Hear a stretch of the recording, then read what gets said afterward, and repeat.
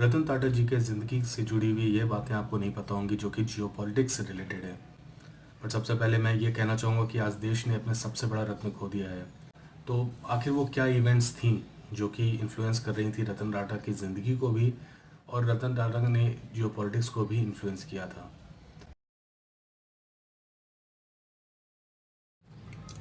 जी हाँ, मैं बात कर रहा हूँ US India civil nuclear deal के बारे में। इस डील को करने में कुछ अड़चनें आ रही थी और इस समय रोल आता है रतन टाटा जी का।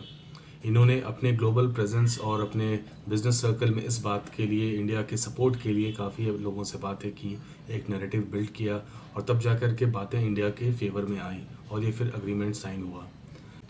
इस एग्रीमेंट को साइन करने का सबसे बड़ा फ़ायदा ये था कि इंडिया की न्यूक्लियर नीड्स, एनर्जी नीड्स जो है वो तो फुलफ़िल हो रही थी, पर इंडिया को एक बहुत ही इंपॉर्टेंट पोजीशन पे भी स्टैंड करा दिया गया था। और ये एक ग्लोबल सिनेरियो बन गया था बिकॉज इसके बाद इंडिया ने काफ़ी राइज़ किया और यूएस इंडिया के टाइज भी काफ़ी डेवलप हुए, काफ़ी बेहतर हुए उसके बाद से। तो एक तरह से आप कह सकते हैं कि ये जो रोल था रतन टाटा जी का, it wasn't a corporate role, बल्कि it was a geopolitical role. इसके अलावा अगर देखा जाए, हिस्ट्री में थोड़ी जाया जाए, तो अपार्टहाइड का जो सिचुएशन था, जो नस्ल भेद का अफ्रीका में सिचुएशन था, उस समय सारी कंपनियां साउथ अफ्रीका से निकल रही थी। रतन टाटा जी ने कुछ अलग किया, वो उस देश में रुके, उस देश में रुक करके वहाँ के लोगों की उन्होंने मदद की, जो ब्लैक पीपल थे उनको उन्होंने जॉब्स प्रोवाइड की।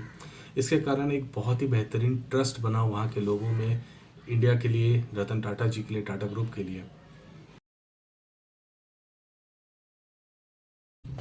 अफ्रीका में ही एक मास्टर स्ट्रोक भी रहा रतन टाटा जी का।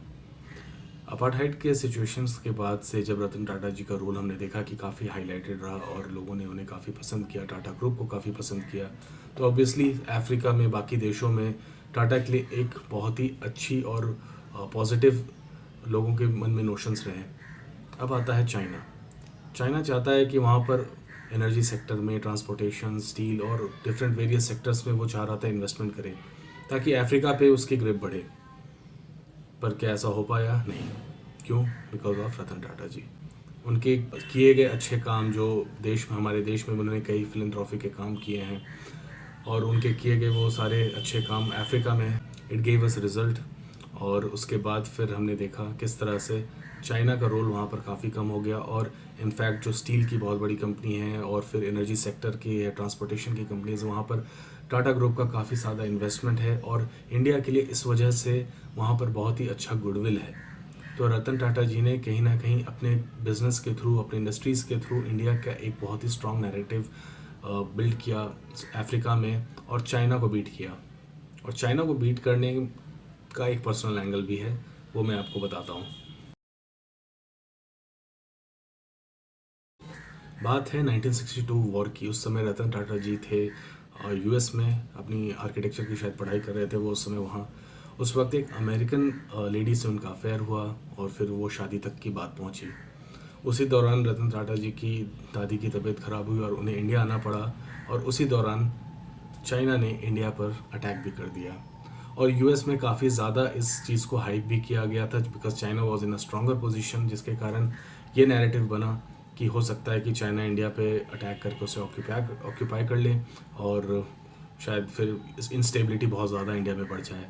इस बात से डर करके जो अमेरिकन पेरेंट्स थे उन लेडी के, उन्होंने उन्हें शादी के लिए मंजूरी नहीं दी और इस वजह से वो आज तक सिंगल थे। और being a very humble and very respectful person, Ratan Tata ji ने भी उस रिलेशनशिप को ही अपनी ज़िंदगी के सबसे अहम रिलेशनशिप को के तौर पे रखा और वो परस्यू किए आज तक उसी रिलेशनशिप को। तो चाइना की वजह से कुछ ना कुछ उनके लाइफ में बहुत बड़ा इवेंट हुआ था ये, और इसलिए भी कह रहा था मैं कि जो पर्सनल लाइफ भी है उनकी, जियो पॉलिटिक्स से काफ़ी ज़्यादा इन्फ्लुएंस्ड है। तो कैसा लगा आपको ये वीडियो? आई होप काफ़ी ज़्यादा इन्फॉर्मेशन आपको मिली होगी। आप इस चैनल को फॉलो करिए, सब्सक्राइब करिए, वीडियो को लाइक करिए और शेयर भी करिए बिकॉज ये बातें बहुत सारे लोगों को नहीं पता होंगी। मिलता हूँ मैं आपसे अगले वीडियो में। सी यू।